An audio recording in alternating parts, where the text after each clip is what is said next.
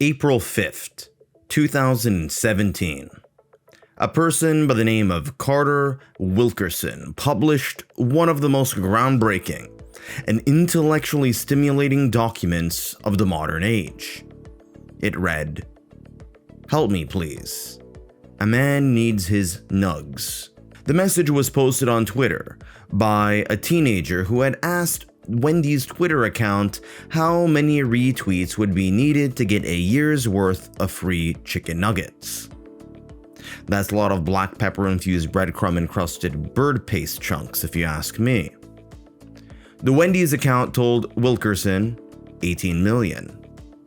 This tweet demanding chicken nuggies resulted in 3.5 million retweets.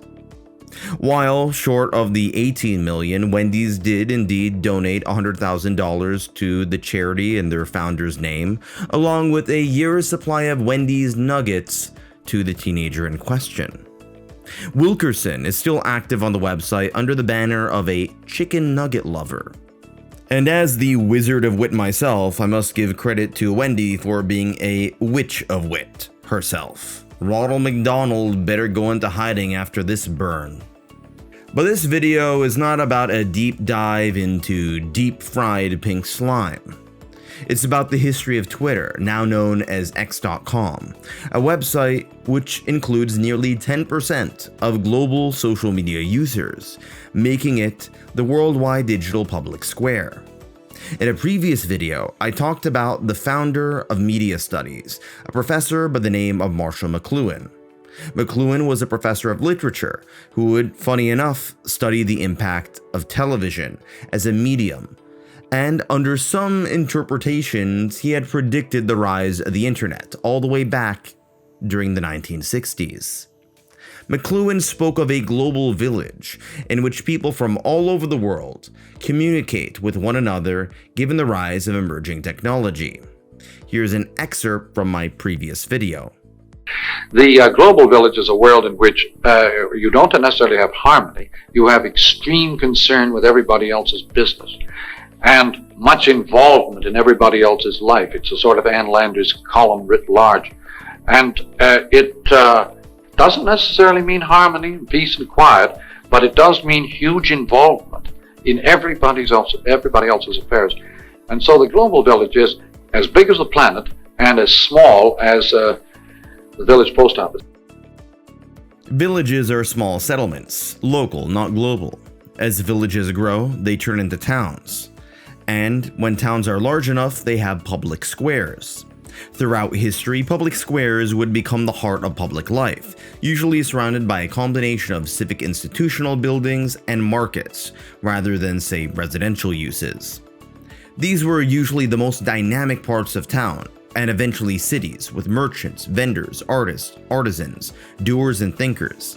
To this day, some of the most iconic urban photos are of public squares, such as that of the Red Square in Moscow, or Mexico City's Constitution Square, or New York City's Times Square. You also got London's Trafalgar Square, among many, many others. These squares are usually the sites of major governmental and business institutions. They are also the sites of various festivals, protests, and other public events. Public squares are the sites where the powerful and the people meet each other. On a typical public square in any city, you are likely to see vendors, similar to Twitter advertisers, along with ordinary pedestrians. The typical Twitter user, as well as a deranged, mentally ill ideologue who preaches the end of the world. But public squares are not relegated to the great cities of the world. Most small towns have civic centers, libraries, recreation centers, schools, and other public buildings which have bulletin boards. Bulletin boards allowed people to post announcements, reminders, ads, and general event notifications. Old media, such as local newspapers, would include classifieds for jobs, political party membership, and even hookers.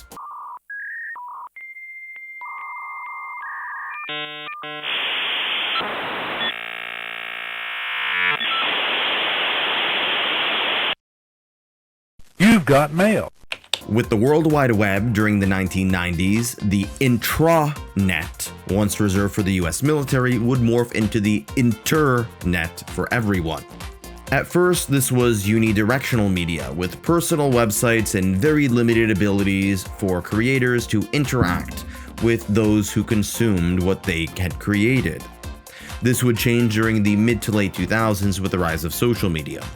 This turned the internet from a monodirectional medium similar to radio, television, and newspapers into a polydirectional media, in which everybody was interacting with everybody else. Sometimes this resulted in thoughtful discussion and intellectual/creative exchange. In other times, it resulted in the human equivalent of apes throwing their feces at each other.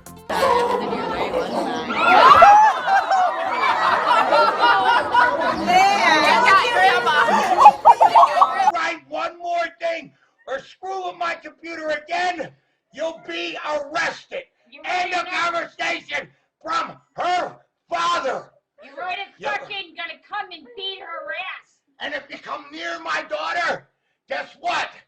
Consequences will never be the same. You lying bunch of pricks. Twitter was not the first major social media platform.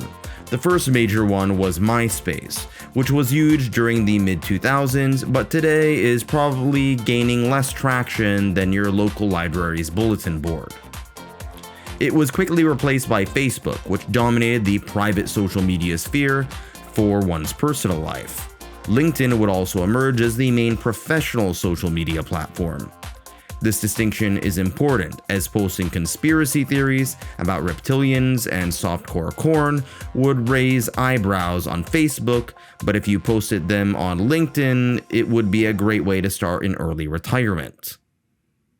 Meanwhile, one programmer working for the now-defunct company Odea by the name of Jack Dorsey would be inspired by AOL's instant messaging system, which adapted mobile short messaging services to an online platform.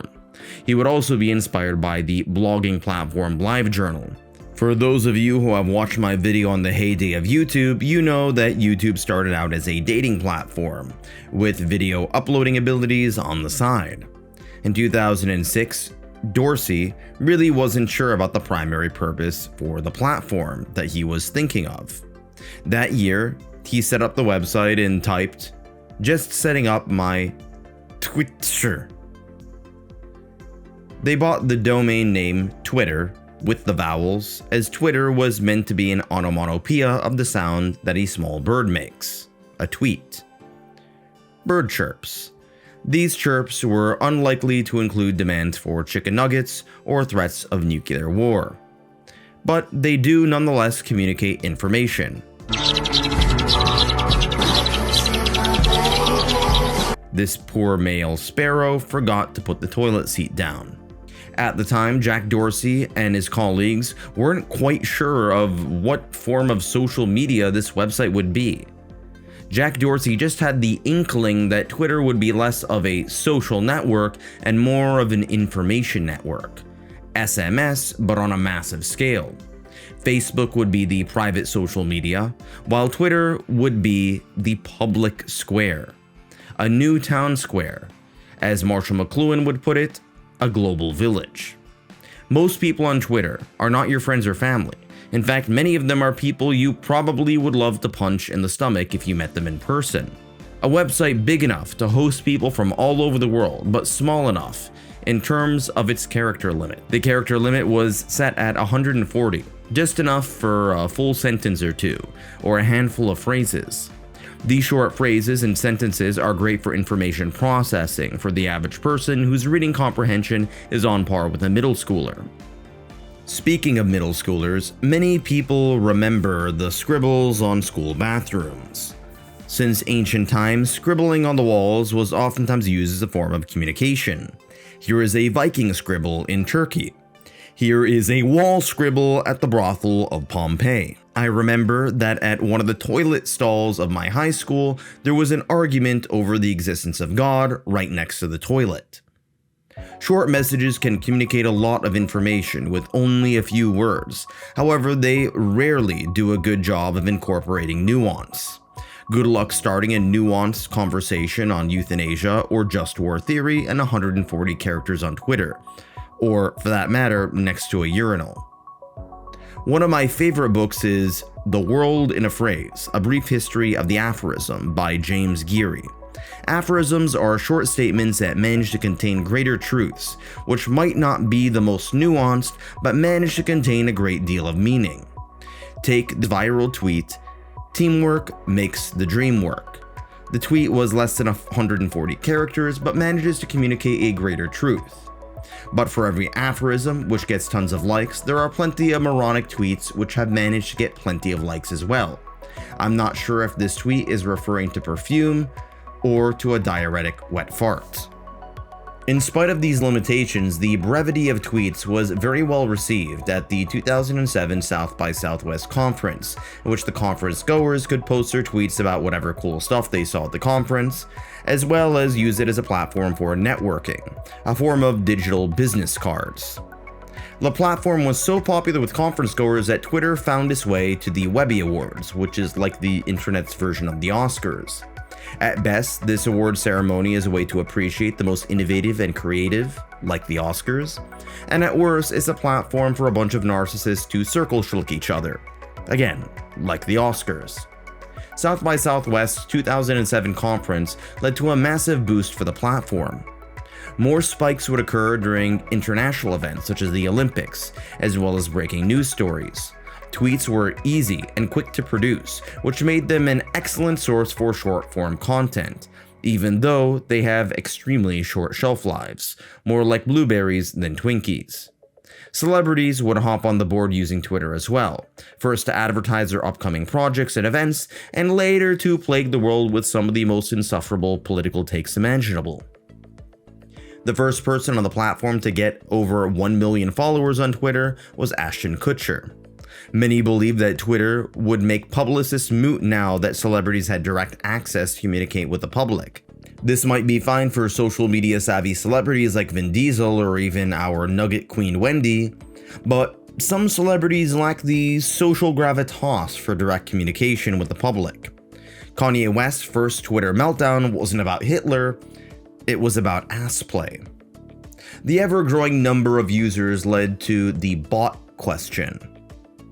While Twitter has always allowed a limited number of bots for limited automative purposes, the website eventually became inundated with sock puppet accounts, ad spam accounts, as well as many fake followers to prop up public figures and/or their ideas to make them seem more popular than they already are. People are more likely to follow an account which has an already large following base.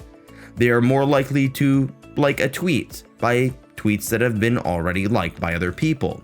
This creates a positive feedback loop, in which the image of popularity can lead to real popularity, even if the original popularity wasn't real popularity. You get what I'm saying?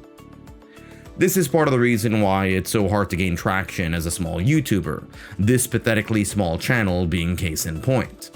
Unlike YouTube, which goes out of its way to provide you with an accurate subscriber count, Twitter has been inundated with fake followers. Corporations like McDonald's and Amazon have been accused of using bots to promote ad campaigns. Same goes with celebrities, most notably Sean Diddy Combs. Companies like Rantic and Devumi have made their business model set up around fake accounts and bot accounts. In spite of the fakes, governmental institutions, namely libraries and archives, began to take Twitter seriously. MLA, APA, and other methods of citation began to include specific formats for tweets. If a news article wants to cite a tweet about drinking inspired milk, there is a method on how to structure the footnotes for this supposed wisdom. Speaking of citations and archives, the Library of Congress started archiving all text tweets, but then had to be more selective to clear out the garbage and stick to tweets which were more culturally significant. Whether you like the tweeter or not, this tweet by Obama proved to be more culturally significant, but these other tweets about cinnamon rolls or synonym rolls is not. The website had eventually updated its terms of service to allow character accounts. One of the most notable examples of this is the Lord Almighty himself, sending tweets down from the heavens above. When news of a cobra escaping a zoo went viral, the snake itself got its own Twitter account. While reptile kind was celebrating this accomplishment, humanity was celebrating another accomplishment, the first tweet sent from outer space in 2009. Well, to be fair, it wasn't really sent out from space. One astronaut sent on a trip to repair the Hubble telescope had sent a message to Mission Control, and this was then posted as a tweet. The first real live tweet from space would come about a year later by the astronaut T.J. Creamer from the International Space Station. Twitter's influence was spreading across the world at this point, with various protest movements that were labeled as Twitter revolutions. The first was in Eastern Europe, in the obscure former Soviet state of Moldova, followed by the 2009 protests in Iran. The Iranian state media was heavily critical of protests over fraudulent election results. However, Twitter provided a platform for protests to organize and communicate. This is why so many political cartoons encapsulating the movement from the international press started to involve the Ayatollah and Ahmadinejad being covered in bird shit. The Tunisian Revolution of 2010 to 2011 led to the end of a dictatorship which spanned over 20 years, all spread through tweets about a food vendor who set himself on fire. His sacrifice in an act of desperation against the government was spread through tweets faster than word of mouth, let alone the antagonistic state media.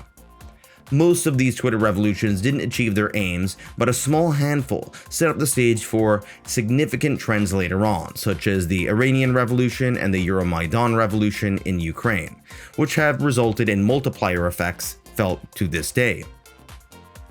However, digital optimism at the height of these Twitter revolutions would morph into digital pessimism. The revolution in Egypt, for example, was fueled by Twitter. This led to the collapse of the Mubarak dictatorship, only to be replaced by a democratic election won by the fundamentalist Muslim Brotherhood, only then to be followed by a coup by the military. It turns out that digital birdshit is a powerful short-term weapon, but not as powerful as tanks. The pen/tweet is powerful, but not quite as powerful as a sword/tank, at least half the time. On top of that, Twitter had become a platform for extremist content, from neo-Nazis to members of ISIS tweeting pictures of their kittens and chocolate. Authoritarian regimes also weaponized Twitter. The Syrian Electronic Army of the now defunct Bashar al-Assad regime managed to hack into the Twitter accounts of the Associated Press and Obama's presidential account. This would mark the point when authoritarian regimes would weaponize social media on a mass scale. But by the mid-2010s, Twitter had become the preferred communication platform for then-candidate Donald Trump. Trump loved Twitter so much that at this point he even coined new words, such as kofifi, which was most likely a typo of the word coverage. Speaking of news coverage, the press coverage frequently gave coverage to numerous factual inaccuracies and inflammatory tweets by the then-candidate and later president.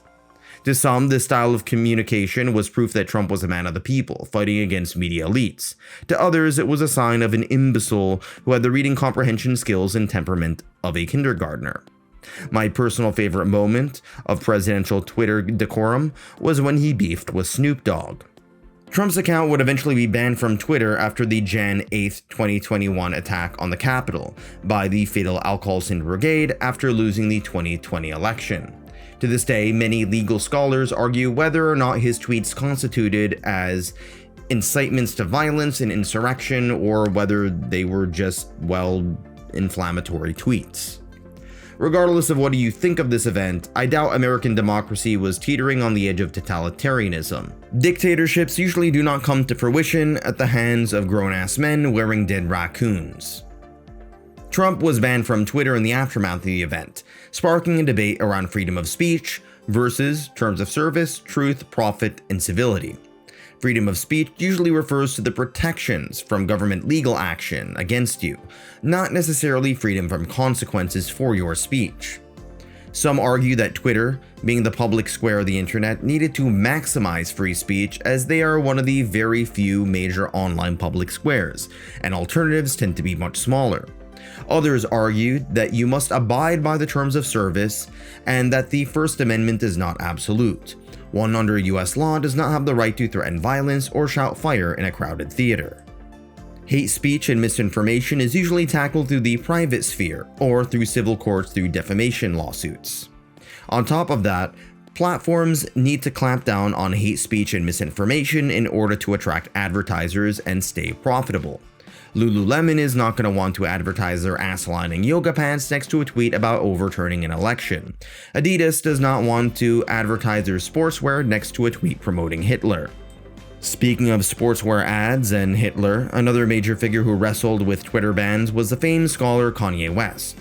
Kanye was first banned for doxing, which is essentially exposing the personal phone number of, in this case, a journalist. He was later reinstated, only to be banned again for tweeting about Jesus. Another high-profile controversial figure was Alex Jones, who was suspended for inciting violence, and was suspended again for coded misinformation and a call to arms against the evils of cloth face masks. Jack Dorsey, more than any other major tech figure, was the most hesitant to suspend or ban figures that he didn't like. But this did not stop him from getting crap from everybody from all directions. Just look at how this man aged due to all the criticism.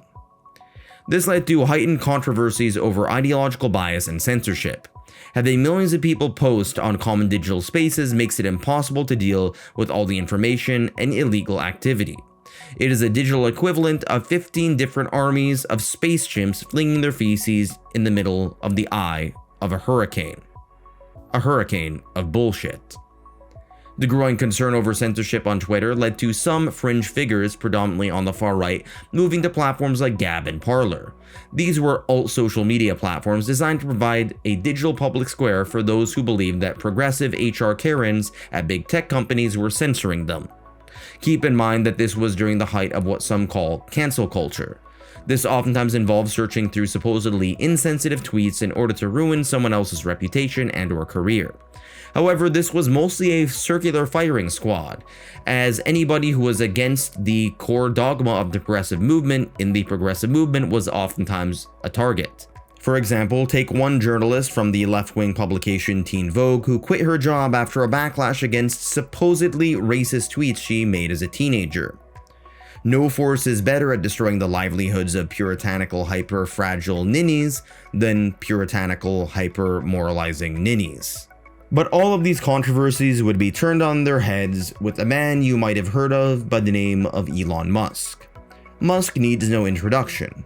Major figure in PayPal, Tesla, SpaceX, The Boring Company, and others. He would make a transition from green tech libertarianism, promoting environmentalism through tech innovation, to being a major right-wing culture warrior. He was particularly bothered by what he saw as restrictions on freedom of speech on Twitter, and as a result, sought to own the site. This was not the first time some major company or figure tried to buy Twitter. Microsoft and Disney tried beforehand. Elon wanted Twitter to be open source, he wanted to reduce spam bots, and most of all, he wanted to promote what he saw as freedom of speech. Twitter at first resisted through what was called taking the poison pill. A poison pill is a business tactic in which a public company's board of directors allow other stakeholders the ability to buy additional shares at steep discounts in order to dilute the ownership percentage of the entity trying to take over the company. However, this didn't work in the long run. Despite the hiccups on the way, Musk did manage to acquire Twitter via a private merger under the new parent company X.com. Bye bye Birdie. With Musk in charge, he took out the kitchen sink, literally, along with around half the workforce of Twitter, replacing them with employees more in tune with his views. Elon Musk literally referred to X.com as the quote-unquote everything app and the, as I've been pointing out before, digital town square.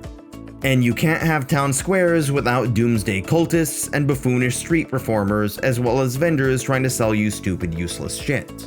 Many accounts that were banned, such as Andrew Tate, Kanye West, Alex Jones, and Donald Trump, were then reinstated. Even the former Ayatollah Khamenei of Iran was reinstated on X.com, even though he would oftentimes interact with Elon Musk himself in an unflattering way. Despite being killed in an airstrike more recently, Khamenei's account is still active, posting tweets. Bro, why are you busy posting tweets after you've died? Don't you have some virgins to deflower? You got 72 of them, that should keep you occupied. X.com continued to garner international appeal. For example, it is popular in Africa due to the low bandwidth compared to YouTube. In other countries, X.com has been banned, such as in Russia, China, North Korea, and Turkmenistan.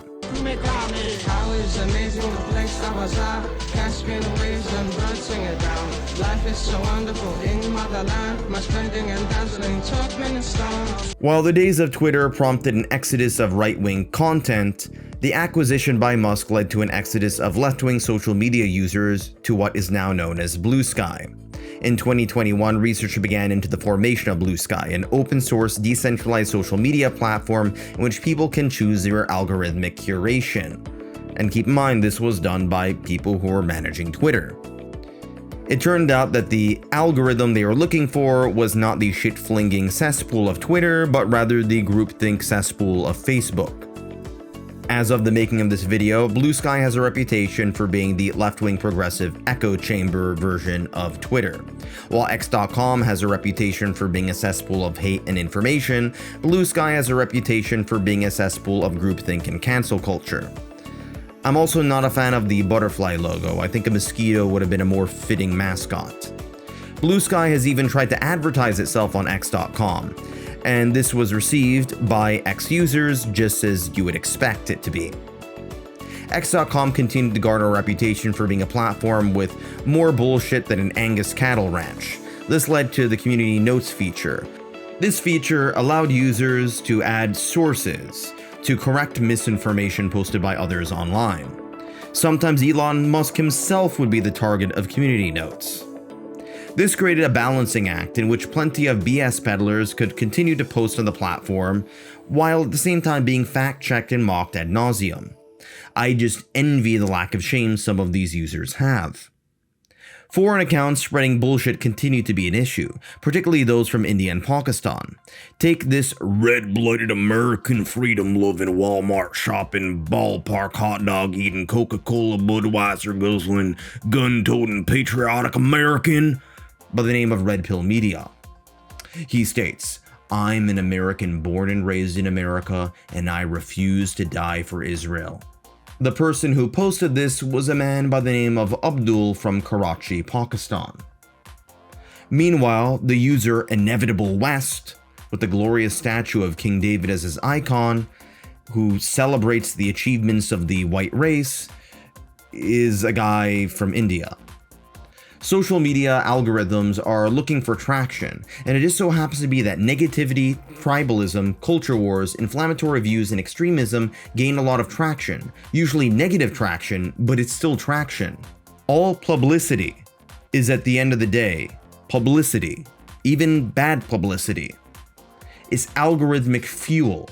Nuanced, boring opinions tend to not gain that much traction. But tweets that are so dumb that it forces your brain to smoothen its surface area do gain traction. Speaking of the brain, this leads us to the subject of mental health. It turns out that out of all the major social media platforms, X.com, Instagram, Facebook, and YouTube, only YouTube results in a net positive emotional state for most users. Out of the remaining three, Twitter is the most nakedly toxic.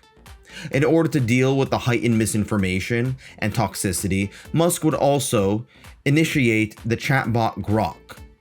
Grok is named after a term coined by the science fiction writer Robert Heinlein to describe a deep sense of understanding. Grok in most cases acts as the digital oracle of information and fact-checking. Well, with some exceptions. Grok is not particularly insightful when he goes on rants praising the guy with a little mustache, or when Grok is too busy obeying the orders of OnlyFans girls who want him to change the color of their G-strings. AI gets a lot of negative press, but I believe that AI chatbots can provide the role of the mediator, fact-checker, and technocratic referee to call out balls and strikes. This could result in a new online environment in which the non-stop feces flinging that social media algorithms promotes ends up resulting in a more boring, yet sane social media landscape. Will the future of social media look more positive with the rise of AI? Or will it turn into a digital version of an Indian poop festival? Only time will tell.